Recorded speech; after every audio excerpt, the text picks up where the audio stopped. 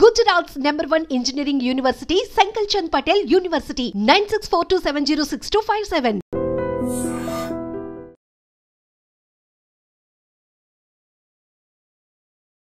Hi guys, welcome to I dream. నేను మీ Chanakya. Guys, present అయితే అమెరికాకు వెళ్తున్న ప్రతి ఒక్క స్టూడెంట్స్ కానీ ఎవరికైనా కానీ మైండ్లో మెదులుతుంది ఏంటంటే వీసా రిజెక్షన్స్ అనేది కూడా ఎక్కువగా జరుగుతున్నాయి. అసలు ఎందుకు యూఎస్ అనేటప్పటికీ వీసా రిజెక్షన్స్ అనేది ఎక్కువగా వస్తూ ఉన్నాయి? చదువుకొని హైయర్ స్టడీస్ చేద్దాం అనుకున్న వాళ్ళు ప్రతి ఒక్కరికి ఈ ప్రాబ్లం సర్వసాధారణం అయిపోతుంది. మెయిన్గా 50% ఆఫ్ ద స్టూడెంట్స్కి ఇలాగే జరుగుతుంది. 50% అంటే మిగతా 50% వెళ్ళిపోతున్నారు కదా అనుకోవచ్చు, కాకపోతే ఇట్స్ ఎ హై నెంబర్. మరి దీని గురించి మాట్లాడడానికి మన దగ్గర ఇమిగ్రేషన్ లాస్ అండ్ హైకోర్టు న్యాయవాది అయిన పృథ్వీరాజ్ గారు మనతో పాటున్నారు. మరి సార్తో మాట్లాడదాం, ఎందుకు ఇలా జరుగుతుంది అండ్ దీనికి గల సొల్యూషన్ ఏమైనా దొరుకుతుందా అనేది మాట్లాడదాం. Hi sir. Hi Chanakya. Sir, immigration లాస్కి సంబంధించిన కానీ you're a very expert. Okay, and యూఎస్కి వెళ్ళాలనుకున్న ప్రతి ఒక్క స్టూడెంట్స్ వాళ్ళ వీసా రిజెక్షన్స్ అనేది కూడా ఎక్కువగా ఉంటున్నాయి, ఎస్పెషల్లీ ఫ్రమ్ ఇండియా. ఎందుకు ఇలా జరుగుతుంది సార్? చాణక్య, వీసా స్లాట్స్ తీసుకునేటప్పుడు వాళ్ళకి ఇంటర్నల్గా ఒక ఇండికేషన్ వస్తుంది. ఫస్ట్ చాలామందికి తెలియని విషయం ఇది. మనం ఇంతమంది స్టూడెంట్స్నే తీసుకోవాలా, ఇంతమంది ఇమిగ్రేషన్ తీసుకోవాలా, అంతకన్నా మించి తీసుకోకూడదు అనేది ఒకటి వస్తుంది. And most probably it will be only in lakhs, only about 1.5 lakh or 2 lakhs అంతవరకే ఉంటుంది. దానికన్నా మించి తీసుకోకూడదు, ఫస్ట్ థింగ్. సెకండ్ థింగ్ ఏంటంటే, ఈ మధ్య కాలంలో రిజెక్షన్ అవుతుంది అంటే ఇమిగ్రేషన్ విషయంలో ఇప్పుడున్న గవర్నమెంట్ ఏదైతే ప్రస్తుతం ఉన్నటువంటి ట్రంప్ గవర్నమెంట్ ఏదైతే ఉందో, నాకు కావాల్సినటువంటి స్టఫ్ ఉండే వ్యక్తులు తీసుకొద్దాం ఇండియాకి, ఐ మీన్ యుఎస్, ఇండియా నుంచి. అంతేగాని ఎవరు పడితే వాళ్ళు తీసుకోవద్దు. యూనివర్సిటీస్కి వచ్చిన తర్వాత వాళ్ళు ఓవర్ స్టేస్ ఉంటారు, లేకపోతే కొంతమంది వేరేగా వస్తారు, not in a proper way వస్తారని తన అభిప్రాయంతో గవర్నమెంట్ ఫామ్ చేసే ముందే తన అభిప్రాయాన్ని వ్యక్తం చేశాడు. ఓకే, ఈ విషయంలో ఏంటంటే ఈ మధ్యలో తీసుకున్న డిసిషన్ ఏంటంటే 2,000 మంది ఇమిగ్రేషన్ ఎంప్లాయీస్ని తీసేశాడు, కొత్త వాళ్ళని రిక్రూట్ చేశాడు. మెయిన్ ఫస్ట్ అండ్ ఫోర్కాస్ట్ ఏంటంటే తనకి ఈ వచ్చే వాళ్ళలో అట్మోస్ట్ ఫిల్టర్ చేయండి మీరు. ఫిల్టరింగ్ అంటే ఇమిగ్రేషన్ ఇంటర్వ్యూస్కి వెళ్ళేటప్పుడు, స్టూడెంట్స్ వెళ్ళేటప్పుడు వాళ్ళ 3 పారామీటర్స్ వాళ్ళు ఖచ్చితంగా చూస్తారు. First parameter is economical background. Okay, economical background అంటే వాడు ఉన్నవాడై ఉన్నాడు అని అంటలేదు. ఈ అక్కడికి వచ్చేసేసి సెటిల్ అయ్యే వ్యక్తి మాకొద్దు. దేనికోసం వచ్చావు? ఎంఎస్ చదువుతావు, లేకపోతే బీటెక్ వచ్చావు, బీటెక్ చదువుతావు, వెళ్ళిపోవాలి. అంతేగాని ఫర్ ఎవర్ నేను అమెరికాలో ఉండిపోతాను అనుకునేటువంటి తత్వంలో ఉండేవాడిని వాడిని ఇండియా నుంచి రానివ్వరు. సెకండ్ థింగ్, ఇక్కడికి వచ్చిన తర్వాత నేను జాబ్ చేస్తాను, జాబ్ ఎంజాయ్ చేస్తాను, నేను జాబ్లో ఇంత సంపాదించి ఇండియాకి పంపిస్తాను అనే వ్యక్తి వాళ్ళకొద్దు. థర్డ్ మోస్ట్ ఇంపార్టెంట్ థింగ్ ఏంటంటే స్టఫ్ లేని వ్యక్తిని పిలవరు. ఓకే, ఈ మూడిట్లో లాస్ట్ 2 క్రైటీరియాస్, జాబ్ స్పియర్ ఏదైతే ఉందో, అదే స్టఫ్ లేని వ్యక్తి ఏదైతే ఉందో, దాని గురించి పెద్దంత వాళ్ళు ఇప్పటి వరకు పెద్దంత పరిగణలోకి తీసుకోకుండానే యాక్సెప్ట్ చేసేస్తూ ఉండేవాళ్ళు. ఇప్పుడు ఏంటంటే rules are very much stringent. అమెరికాకు వచ్చే వ్యక్తి ఏ చిన్న విషయంలో అయినా సరే ఇతను ఈ పారామీటర్స్లో ఇతను ఏదో కొంచెం అనుమానంగా ఉందంటే రెఫ్యూజ్ ఇట్. ఓకే, ఆ ఇంటర్వ్యూస్ చేసేటప్పుడు చాలా ప్రిపేర్డ్గా ఉండాలి. How you are going to pay your college fees దగ్గర నుంచి, how you are going to stay there, and how you are accepting the culture. అక్కడ ఉండే కల్చర్ నువ్వు ఎట్లా ఒప్పుకుంటావు. అండ్ ఆ టైం అయిపోయిన తర్వాత after completing your MS what is your future plans, after completing your BTech what is your future plans దగ్గర నుంచి అన్నీ అడుగుతారు. అనేది వాళ్ళకి నమ్మబలకాలి ఫస్ట్. ఓకే, నేను అక్కడ ఉండిపోతాను, నాకు జాబ్ వచ్చేస్తుంది, నేను అక్కడ ఉండిపోతాను, నేను డాలర్స్ సంపాదించేస్తాను, డెలాస్లో ఉంటాను, ఇది రానివ్వకుండా చూసుకునేవాడు he will get through. Okay, ప్రీవియస్లో ఏంటంటే యూనివర్సిటీస్ కూడా నాకు ఎక్కువ మా నెంబర్ కావాలండి, మీరు ఇంటర్వ్యూస్ ఇబ్బంది పెట్టద్దని ఇన్ఫ్లుయెన్స్ గవర్నమెంట్ మీద చేసేది. యూనివర్సిటీస్ మీద పెత్తనం అనేది ఇప్పుడు గవర్నమెంట్ చేస్తుంది. ఇప్పుడేమో అట్లాగా ఇదివరలాగా ఎంతమంది స్టూడెంట్స్ వస్తే అంతమంది పంపేసేయండి అనేటువంటి తత్వం పోయింది. They also filtering now. And anti గవర్నమెంట్గా ఉండే విధంగా ఉండే వాళ్ళని అసలు పట్టించుకోవట్లేదు. మోస్ట్ ఇంపార్టెంట్ థింగ్ ఏంటంటే ఇంటర్వ్యూకి వచ్చే వాడి యొక్క బయోడేటాను ప్రతిదీ వెరిఫై చేస్తుంది విత్ థర్డ్ ఐ. అది మర్చిపోదు. క్షుణ్ణంగా పరిశీలించి ఎవ్రీథింగ్ ఇన్ డీటెయిల్గా క్లియర్గా ఉంటేనే వాళ్ళు వీసా అనేది కూడా ఇస్తున్నారు. వాడు సోషల్ మీడియాలో అమెరికా తోటి వాడి గురించి ఏమంటున్నాడు, అండ్ అమెరికా గురించి ఏమైనా వీడు వాట్ వి కాల్ బయట ఏమైనా చేస్తున్నాడా, వీడియోస్ ఏమైనా చేస్తున్నాడా, ఒకవేళ అటువంటిది ఏమైనా వచ్చిన దానికి లైక్స్ పెడుతున్నాడా, ఓకే ఓకే చూసేస్తే పర్లా. Okay, social media is a platform where you can see anything. But like పెడుతున్నాడు అంటే అతని నేచర్ ఏంటంటే అమెరికా వచ్చినా సరే అతని నేచర్ అదే కంటిన్యూ అవుద్ది, లైక్ యాంటీ సోషల్ ఎలిమెంట్ అవుతాడు, and it is against the security of the country. ఈ పారామీటర్స్ అన్నీ కూడా చూసుకునే వస్తాడు. మన పాపం పిల్లలు ఏంటంటే నెగిటివిటీని ఎక్కువ అట్రాక్ట్ అవుతారు. దాంట్లో ఏదైనా నెగిటివిటీ వస్తే ప్రతిదీ చూసేస్తారు. అమెరికా ఇట్లా తప్పు చేసింది అని ఎవరైనా పెట్టినా, లేకపోతే కొన్ని వార్స్ విషయంలో కూడా అమెరికా పార్షియల్గా ఉంది అని చెప్పేసి పెట్టినా, ఇప్పుడు చైనా అండ్ అమెరికా వార్ జరుగుతుంది, ట్రేడ్ వార్స్ జరుగుతాయి. ఈ ట్రేడ్ వార్స్లో చైనాకి సపోర్టివ్గా ఒక లైక్ కొట్టినా తక్కువనే వాడు వెరిఫై చేసేస్తాడు. A become very much smart. ప్రతిదీ when Prithviraj is going, Chanakya is going, Chanakya యొక్క హిస్టరీ అంతా కూడా వాడి దగ్గర ఇన్ఫర్మేషన్ చేతిలో ఉంటుంది. Okay okay. And the moment they ask that straight question, నీ ఆన్సర్ అనేది స్ట్రైట్గా లేకపోతే మాత్రం they will not spare you there, they will just shoot you out. I think ఒక 2 years బ్యాక్ అనుకుంటా సార్.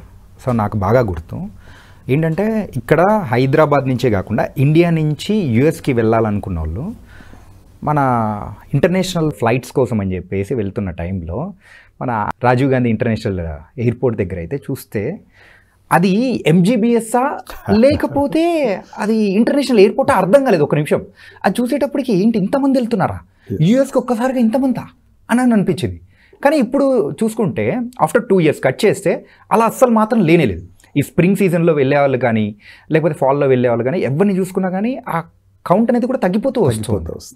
అంటే ఇంకా వాళ్ళు అదర్ ఆల్టర్నేటివ్స్ ఏమైనా చూసుకోవాలన్నా ఏంటి సార్ అది? అంటే America is not only the country. Education impart చేసేటప్పుడు వాళ్ళకి ఉండేటువంటి ఫ్యూచర్ ఏదైతే ఉందో అమెరికా ఒకటే కాదు. అమెరికా కంప్యూటర్ సైన్స్ నుంచి వెళ్ళేవాళ్ళు కానీ లేకపోతే త్రిబుల్ నుంచి వెళ్ళే వాళ్ళకి good future is there, no doubt. And science medicine నుంచి వెళ్ళేవాళ్ళు కానీ నర్సింగ్ నుంచి వెళ్ళేవాళ్ళు కానీ వీళ్ళకి అక్కడ scope is very good, there is no doubt of it. అది కాకుండా మిగతా ఇంజనీరింగ్ బీటెక్ కానీ బీటెక్ మెకానికల్ కానీ లేకపోతే బీటెక్ ఎలక్ట్రానిక్స్ కానీ ఇట్లాంటికి కొంచెం Germany is there, France is there, many other countries are there where you can do the degrees and you can get good jobs there. Right. ఇప్పుడు ఆ nature అనేది పిల్లల్లో పెరిగింది. ఇదివరకు ప్రీవియస్ ఏంటంటే అమెరికా వెళ్ళాలి, ఏదైనా డలాస్, ఏదైనా సరికి డలాస్ ఇది ఉండేది. రైట్. బట్ ఇప్పుడు ఫ్రమ్ పాస్ట్ జనవరి నుంచి అని చెప్పచ్చు, జనవరి నుంచి this flow started decreasing. Okay. ఇప్పుడు ఉండేటువంటి ఎంఎస్ వాళ్ళకి అక్కడికి వెళ్ళి దేనికోసం వెళ్తారంటే ఒకటి చాణక్య స్ట్రైట్ క్వశ్చన్ అడుగుతున్నాను. Okay sir. డిగ్రీ చేస్తే ఇంజనీరింగ్ చేస్తాడు, ఇంజనీరింగ్ 5 years 4 years చేస్తాడు కదా, వీడు ఏమన్నా పార్ట్ టైం చేస్తాడు ఇక్కడ? నో, హీ వాంట్ డూ కదా. పార్ట్ టైం వెళ్ళి ఎక్కడికి వెళ్ళి లేకపోతే అక్కడ స్టోర్స్కి వెళ్ళి లేకపోతే కాఫీ షాప్కి వెళ్ళి కాఫీ కలపటం లేకపోతే ఏదో పిల్లలకి ట్యూషన్ చెప్తాం చేస్తారా? చేయరు సార్. కానీ వీడు యూఎస్ వెళ్తే ఖచ్చితంగా దాన్ని చేయటం కోసం వెళ్తున్నాడు వీడు ఇక్కడికి. ఓపీటీ ప్రోగ్రామ్ లాగా ఓపీటీ ప్రోగ్రాంలో వాడు ఫస్ట్ చేసే పని ఏంటంటే అక్కడ ఉండే పిల్లలకి ట్యూషన్ చెప్పటం, అక్కడ కాఫీ షాప్లో వర్క్ చేయటం, ఆ యూనివర్సిటీ పరిధిలో ఉండేటువంటి దానికి వీడు వెళ్తున్నాడు. ఓకే. దేనికోసం? మనీ కోసం. వారానికి నెవర్స్ పని చేసుకోవచ్చు, ఆ అమౌంట్ తోటి నేను I can repay my loan అని చెప్పేసి అంటాడు. వైల్ సెండింగ్ ద పర్సన్ ఆ వీసా దగ్గర ఇక్కడ బాగా గుర్తుపెట్టుకోండి, నేను ఓపీటీ వస్తే ఓపీటీ ద్వారా నేను లోన్ క్లియర్ చేస్తానంటే వాడిని వెంటనే వెనక్కి పంపేస్తారు. Go back no doubt. నీ ఎట్లా పే చేస్తావు అన్న దానికి వాడు చెప్పాలి. నాకు లోన్ అప్లై చేశారండి, మా ఫాదర్ అప్లై చేశారు, he is able to pay that loan and remaining నా సేవింగ్స్ ఉన్నాయండి దాన్ని పెట్టుకున్నానని చెప్తే దే విల్ టేక్ యూ. అంతేగాని ఓపీటీ వస్తుందండి, ఓపీటీలో నేను క్లియర్ చేస్తారంటే will send you of.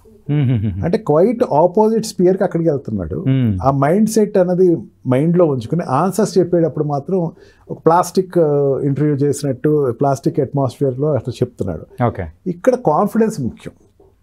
Visa ఇంటర్వ్యూస్లో మెయిన్గా definitely he must have confidence, he must be tuned first.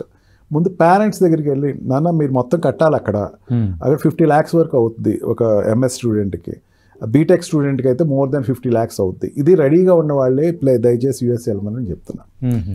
అంతేగాని మా వాడు అక్కడికి వెళ్ళిన తర్వాత ఏదో జాబ్ చేస్తాడు మాకు పంపిస్తాడు, ఈ ఓపీటీ ప్రోగ్రామ్స్ మీద డిపెండ్ అయిపోయి సిపిటీ ప్రోగ్రామ్స్ మీద డిపెండ్ అయిపోయి యూఎస్ వెళ్ళాలి అనుకుంటే టిల్ ట్రంప్ రానంత వరకు కరెక్టే. ఓకే, కానీ ఇప్పుడు మాత్రం అంత అనుకూలంగా అయితే లేదు. ఓపీటీ ప్రోగ్రామ్స్ ఇవ్వని చెప్పట్లా, ఓపీటీస్ ఉన్నాయి, ఆప్షనల్ ప్రాక్టికల్ ట్రైనింగ్స్ ఉన్నాయి. కాకపోతే 100% వచ్చేస్తాయి, లేకపోతే రేపొద్దున తీసేయచ్చు. ట్రంప్ మెసేజ్ దట్ రేపు నుంచి ఓపీటీస్ తీస్తున్నాను, ఇక్కడ ఎంఎస్ చేసేవాళ్ళు కేవలం జాబ్ ఉంటే ఉంటారు లేకపోతే వెళ్ళిపోతారని చెప్తే they have to come back. Because వీసాలో అదే షూరిటీ తోటి అక్కడికి వెళ్ళాడు. ఓకే, అనుకునేటప్పుడేమో నేను ఇక్కడ మొత్తం అమౌంట్ కడతాను, నా లోన్ అమౌంట్స్ కడతాను, చదువుకుంటానికి హాస్టల్స్కి అంతటికి నేనే కడతానని చెప్పేసి అక్కడికి వెళ్ళి లేదు అక్కడ జాబ్ చేస్తున్నా అన్నది 2 different ప్లాట్ఫామ్స్లో వెళ్తున్నారు కాబట్టి రిజెక్షన్స్ అనేవి కూడా అట్లా పెరుగుతున్నాయి. ఓకే, అందుకే when you go there just get prepared first. Okay, ఇంటర్వ్యూకి వెళ్ళే ముందు గట్టిగా ప్రిపేర్ అవ్వండి, ఎట్లా పే చేస్తాను అండ్ నేను అమెరికాకి వెళ్తున్న వాళ్ళు ఈవెన్ టూరిస్ట్ వీసా కోసం వెళ్ళే వాళ్ళు అయినా సరే అక్కడ ఎవరైనా రిలేషన్స్ ఉన్నారంటే they won't allow you. Yeah, next question నాకు అదే ఉంది సార్. ఏంటంటే వేరే ఎవరైనా మనం టూరిస్ట్ వీసాకైనా లేకపోతే డిపెండెంట్ వీసా కైండ్ ఆఫ్ కానీ లేకపోతే పేరెంట్స్ని తీసుకెళ్దామని అనుకున్న వాళ్ళకి వీళ్ళు కూడా ప్రాబ్లమ్స్ అనేది కూడా చాలా ఫేస్ చేస్తున్నారు, especially for the US. So దాని గురించి కూడా అడుగుదాం అనుకున్నాను. So shall we go with that? We can go. Yeah, ఇప్పుడు వాళ్ళకి ఎందుకు మరి ప్రాబ్లం అనేది కూడా ఫేస్ చేస్తున్నారు? స్టూడెంట్స్ అంటే వాళ్ళు కట్టుకోవడానికి ప్రాబ్లం ఉంది, సో అట్లా అని చెప్పేసి ట్రంప్ గవర్నమెంట్ వద్దంటుంది. ఓకే, కాకపోతే ఇక్కడ అయితే ఆల్రెడీ సఫిషియెంట్ అమౌంట్ అనేది కూడా వాళ్ళ పిల్లలకు లేకపోతే వాళ్ళ హస్బెండ్ వైఫ్ ఎవరికో ఉంది, అయినా కానీ వీళ్ళని ఎందుకు రానిచ్చట్లేదు? లాస్ట్ ఇయర్ 2024 వరకు వాళ్ళకు ఉండేటువంటి అనాలిసిస్లో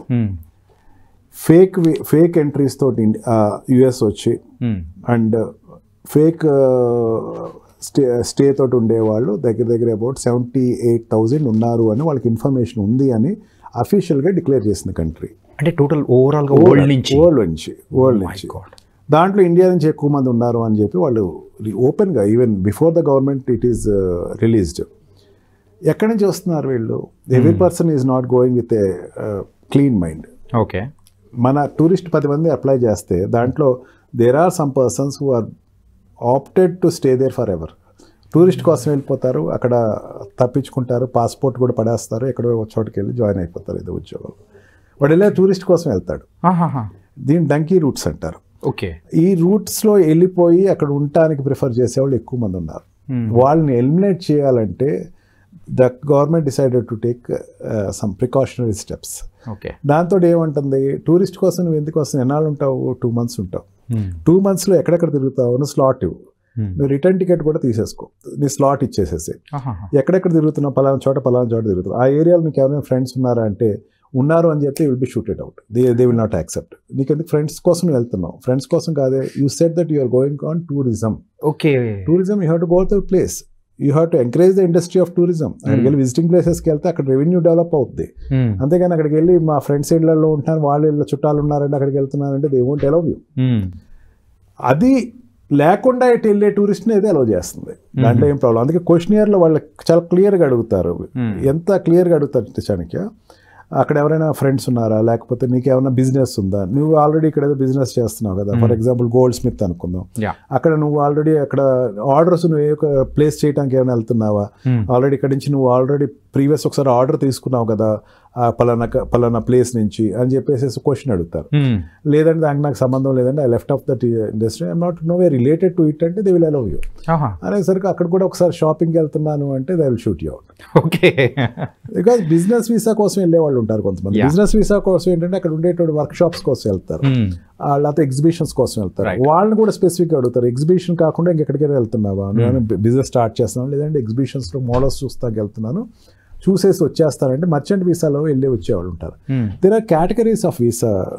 ఈ కేటగిరీస్ ఆఫ్ వీసాలో చాణక్య మనం దేంట్లో ఫిక్స్ అయ్యావో దానికి తగ్గట్టే ఉండాలి. ఏమని చెప్పాలి, నయగారా ఫాల్స్ అంటే నాకు ఇష్టం, నా డ్రీమ్ నయగారా ఫాల్స్ ఒకసారి చూద్దామని. అండ్ ఈ కాలిఫోర్నియాలో వెళ్ళి నాకు షాపింగ్ చేయటం అంటే ఇష్టం. ఒకసారి వెళ్దాం అనుకున్నా, ఫ్లోరిడాలో వెళ్ళి I just want to enjoy the atmosphere there అని నువ్వు చెప్పాలి, స్పెసిఫిక్గా చెప్పాలి, నీ డ్రీమ్ చెప్పాలి. డ్రీమ్ పక్కన పెట్టేసేసి ఎవరైనా నిజంగా అక్కడ ఫ్లోరిడాలో నీకు ఎవరో రిలేషన్స్ ఉన్నారు కదా అనేసరికి నాకైతే తెలిసిన వాళ్ళు అంత పెద్ద ఎవరు లేరు, ఐఎమ్ నాట్ హ్యావింగ్ దట్, నాకు టూరిజం కోసమే వెళ్ళాను అంటే they will allow you. Okay, ఆ స్పియర్ దాటేస్తే మాత్రం visa authorities are very stringent. As of now they are shooting out. Okay, so ఏ రకంగా చూసినా కమింగ్ స్టూడెంట్స్ కానీ ఒకవేళ పేరెంట్స్ ఎవరన్నా ఉన్నా కానీ సో వేరే వేరే సెక్టార్స్కి సంబంధించిన వాళ్ళైనా కానీ ఇమ్మీడియట్గా ఏదైనా తేడా కనిపించిందంటే they will be shooted out, పక్కా ఎలిమినేట్ అనేది చేసేస్తూ ఉంటారు అనమాట.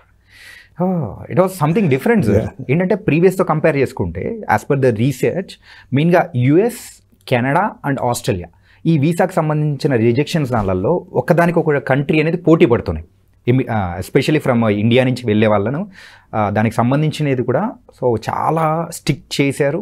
ఎందుకు వద్దనుకుంటున్నారో ఏంటో ఏం అర్థం కాదు. ఇంతకుముందు ఉన్నంత లిబరల్గా కూడా అయితే ఇప్పుడైతే లేనే లేదు. యా, సో దీనికి సంబంధించి ఉపశమనం ఏమన్నా కలిగే అవకాశం ఏమన్నా ఉంటుందా? ఖచ్చితంగా ఉంటుంది, ఉపశమనం లేకుండా అనేది కాదు. ఇప్పుడు మీ పేరెంట్స్కో అక్కడ పిల్లలు చూడటం కోసం వెళ్ళే వాళ్ళు ఉంటారు. జనరల్గా వాళ్ళకి వీసా అప్లై చేసిన వెంటనే లాంగ్ టర్మ్ వీసా ఇచ్చేస్తారు, మోర్ దాన్ 7 years ఇచ్చేస్తారు. ఇచ్చేయడం వీసా ఇచ్చేస్తారు, స్టే మాత్రం చెప్పాలి వీళ్ళు ఎన్నాళ్ళు ఉంటారు, 2 months ఉంటారండి. ఆ జెన్యూనిటీని చూసి వాళ్ళు వెంటనే స్టాంప్ ఇచ్చేస్తారు. Okay, they will give more than 7 years, దాంట్లో డౌటే లేదు. ప్రతి 6 months ఒకసారి వెళ్ళిపోతారన్నా అవద్దు, ఇయర్కి ఒక్కసారి they will accept you. Okay, you can go there, you can look after. లేదా నా పిల్లలు అక్కడ డెలివరీకి వెళ్తున్నా నేను అనేసరికి డెలివరీ పర్పస్ కోసం వెళ్తే ఈ మధ్యన ఒక ఐ థింక్ ఆంధ్ర అమ్మాయి అనుకుంటా, ఒక డాక్టర్ షిగాన్ దేర్, అక్కడికి వెళ్ళి షిగాన్ only upon dependent visa by stating that నా అమ్మాయి డెలివరీ కోసం వెళ్ళా అని చెప్పింది. అక్కడికి వెళ్ళి ఒక చిన్న కిండర్ గార్డెన్ పెట్టేసింది అమ్మాయి. పెట్టేసేసి అక్కడ ఆగకుండా కిండర్ గార్డెన్ తక్కువలోకి వస్తుంది అనేసరికి దగ్గరలో ఉండేటువంటి వాళ్ళందరూ జాయిన్ చేశారు, ఇండియన్స్ ఎవరో జాయిన్ చేశారు. దాంట్లో ఒక అమెరికా బర్త్ సిటిజన్ ఒక చిన్న పాప చనిపోయింది. ఓకే, ఆ అమ్మాయి ఇప్పటికీ జైల్లోనే ఉంది, 10 years వరకు ఆ అమ్మాయి పనిష్మెంట్ ఇచ్చారు. Why this is happening? అక్కడికి వెళ్ళిన తర్వాత నువ్వు ఎంతవరకు ఉండాలో అక్కడికి వెళ్ళి పత్యాపారం పెట్టేయకూడదు. అంతేగాని నువ్వు ఎంతవరకు ఉన్నావు దానికి పర్పస్కి వెళ్ళండి. ఎక్కువగా బయట తిరగటం, నువ్వు గాన్ ఫర్ డెలివరీ అలోన్, నువ్వు gone to look after your grand children, అంతవరకే ఉండాలి. సాటర్డే సండే కోసం వెయిట్ చేయాలి. అంతేగాని ఈ లోపల ఖాళీగానే ఉన్నాను కదా అండి. మనం మెయిన్ ఏంటంటే ఈ ఇటు సైడ్ వ్యవసాయం చేసుకుని వెళ్ళే వాళ్ళు ఎక్కువ మంది ఉంటారు, వాళ్ళు ఖాళీగా ఉండలేరు పాపం. ఏదో ఒకటి చిన్న వ్యాపారం చేద్దాం, ఏదో చిన్న చేసుకుంటే కానీ పచ్చళ్ళది కానీ తెప్పించుకున్నాం, ఈ చిన్న మెంటాలిటీస్ ఉంటాయి, అవి తగ్గించుకోవాలి. When they go there restrict your self to that extent, అక్కడ చేసుకుని వచ్చేయటమే. అంతేగాని I have to help the industry, నేను ఏదో చేసిన డబ్బులు దాంట్లో తెచ్చుకున్న ప్రయాణం ఖర్చులు తెచ్చేసుకుందాం అనుకుంటే America is not a commerce zone. నాకు అదే అనిపిస్తూ ఉంటా. చాలా clients you believe are not Chanakya, చాలా మంది అడుగుతూ ఉంటారు నాకు, నేను ఏం చేయలేదండి, ఒక బేకరీలో పనిచేశానండి, నన్ను పట్టుకున్నారండి, నన్ను డిపోర్ట్ చేశారు, ఇంక రావద్దని చెప్పేశారు. లేకపోతే నేను చిన్న ఏదో పచ్చళ్ళు ఏదో తెచ్చుకుని అమ్ముకుంటున్నానండి, పార్సిల్ తెప్పించుకున్నా అమ్ముకుంటున్నాను. ఎందుకు నువ్వు ఆ పని చేయాలి? అదేమన్నా కామర్స్ జోనా? నువ్వు ఎప్పుడైనా ఇంట్లో ఇక్కడ ఇండియాలో ఉన్నప్పుడు ఎప్పుడైనా పని చేసావా? ఎప్పుడు చేయలేదు. That what I ask you. ఇంజనీరింగ్లో ఉన్నప్పుడు వాడు ఎప్పుడు పని చేయలేదు. అక్కడికి వెళ్ళిన తర్వాత ఓపీటీ ద్వారానో లేకపోతే ఏదో పని చేసేసి ఇమీడియట్గా డబ్బులు సంపాదించేసి వాళ్ళ క్రేజ్ అనమాట. వాడికి ఏమవుతుందంటే అందరూ పని చేస్తూ ఉంటారు. మెయిన్ ప్రాబ్లం అక్కడ వస్తుంది Chanakya. I have many students as my clients there. The parents చెప్తా ఉంటారు, అక్కడికి వెళ్ళిన తర్వాత ఏదో పని చేసేస్తాడు. ఎందుకు చేస్తున్నాడు అంటే అందరూ చేస్తున్నారు కాబట్టి ఇటు చేస్తున్నాడు, ఇక్కడ ఎవడు చేయడు కాబట్టి ఇటు చేయడు. అది ఈ నువ్వు ఎక్కడున్నా సరే be as an Indian there. నీకు జాబ్ వస్తే చేయి, సెక్యూర్ జాబ్ ఓపీటీ ద్వారా వస్తే చేయి, ఎక్స్టెన్షన్ స్టెమ్ ఎక్స్టెన్షన్ వస్తే continue. The moment they said no, come back. నీకు ఏదైనా ప్రాబ్లం ఏదైనా ఉంది అక్కడ అయినా సరే, కొంతమంది ఏమవుతుందంటే టికెట్స్ వస్తూ ఉంటాయి ఈ పార్కింగ్ దగ్గర, లేకపోతే పెట్రోల్ డీజిల్ పంప్ దగ్గర వీటి చేసే హడావుడికో, డ్రంక్ అండ్ డ్రైవో, లేకపోతే ఇన్సూరెన్స్ కట్టుకో టికెట్స్ వస్తాయి. దానికి వచ్చిన తర్వాత ఇమీడియట్గా క్లియర్ చేయాలి. క్లియర్ చేయకపోయినా, క్లియర్ చేసినా సరే డిపోర్ట్ చేస్తూ ఉంటారు. అప్పుడు యూ కెన్ ఫైట్ దేర్, అది కోర్టులోకి కేసు వేసుకోవచ్చు, నీకు స్టే ఇస్తారు, యూ గాట్ దట్ ఎలిజిబిలిటీ. కానీ నీ నేచరే అక్కడికి వెళ్ళే ముందే నువ్వు ప్రిపేర్ అయిపోయి ఇంత సంపాదించేసేయాలి, డాలర్స్ అన్ని సంపాదించేసేయాలి, $1 వచ్చేసరికి మోర్ దాన్ 86 రూపీస్ ఉంది, దాన్ని ఇన్ని డబ్బులు సంపాదించుకొచ్చేసేయాలన్నది, ఆ నేచర్ అన్నది మంచిది కాదు అన్నది I feel it personally Chanakya. Sir, నా లైఫ్లో నేను వినలేను అంటే వినకూడదు అని అనుకున్నది ఒకటి ఉంది సార్. ఏంటంటే టెక్సాస్లో కర్రీస్ పాయింట్ అని. అంటే ఒక మినీ ఇండియాగా చేయడం అనేది కూడా మన వాళ్ళు చూస్తూ ఉంటే ఓకే, మన ఇండియాతో పాటు మినీ ఇండియా యుఎస్లో పుట్టింది, మన వాళ్ళు అందరూ కూడా అలా అయిపోయారు అనిపిస్తుంది. వెళ్ళొచ్చు, ఎవరు ఈబీ వీసాలు ఉన్నాయి. And now very recently golden visa open చేశాడు. పే దట్ 4-5 కలిపి ఒక కంపెనీ ద్వారా పెట్టుబడి పెట్టండి. Take and chance, go there, explore your self first. నువ్వు మైండ్ సెట్ని ఎక్స్ప్లోర్ చేసుకో, నేను ఎట్లా చేయాలని ఆలోచించు. ఖచ్చితంగా there is a way. Business visa చేసిన వాళ్ళు చాలా సెక్యూరిటీ వస్తుంది. చాణక్య టాపిక్ వచ్చింది కాబట్టి చెప్తున్నాను. బిజినెస్ వీసాలో నువ్వు అక్కడికి వెళ్ళి బిజినెస్ అద్భుతంగా చేసి ఆ కంట్రీకి రెవెన్యూ ఇస్తే ఆ కంట్రీలో నిన్ను ఇండియా రమ్మన్న అక్కడ కంట్రీ పంపదు. Okay, they will stop you. No he want for me, he's giving revenue to me, why should I send to him, why should I send to India, నేను పంపనంటది. అంటే అలాంటి వాళ్ళకి ఏం ప్రాబ్లం లేదు.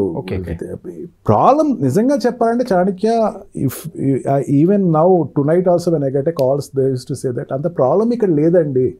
ప్రాబ్లం నిజంగా అక్కడ ఏం పెద్ద లేదు. మనం కొంచెం ఒకళ్ళిద్దరు చేసేటువంటి హడావుని చూసి మనం పెద్దగా ఫీల్ అవుతున్నాం, కానీ నిజంగా there is no big problem. Okay, and it was very nice sir. ఏంటంటే దాని మీద ఉన్న కొన్ని అపోహలు, మెయిన్గా ఎవరైతే వీసా అంటే ఇంటర్వ్యూకి ఎలా ప్రిపేర్ అవ్వాలి, సో వాళ్ళ జెన్యూనిటీనే వాళ్ళకు ఒక శ్రీరామ్ రక్ష లాంటిది అనేది కూడా మీరు చాలా చక్కగా చెప్పారు sir. So thank you so much sir. Thank you very much.